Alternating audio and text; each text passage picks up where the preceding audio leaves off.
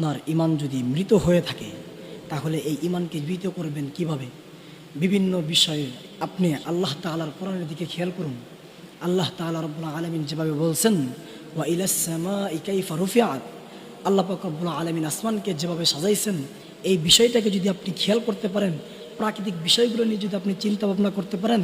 আল্লাহি বিল্লাহি তাল্লাহি, আমরা বলতে পারি বিভিন্ন বিষয় যদি প্রাকৃতিক বিষয়গুলো নিয়ে যদি আমরা চিন্তা ভাবনা করতে পারি, তাহলে আমাদের মৃত ঈমান জীবিত এমনভাবে হবে যেমনভাবে আমাদের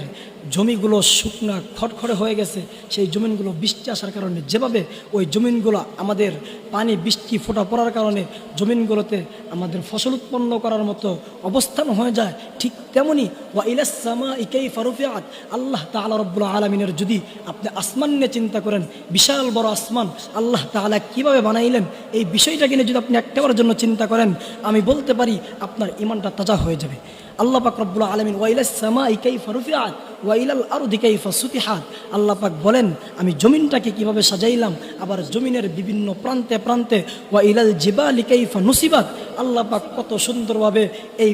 জমিনের বিভিন্ন প্রান্তে প্রান্তে আমাদের যে ওই পাহাড়গুলোকে স্থাপন করে রেখেছেন, আমাদের জমিনগুলোকে আটকে রাখার জন্য আল্লাহ তাআলা রব্বুল আলামিন এই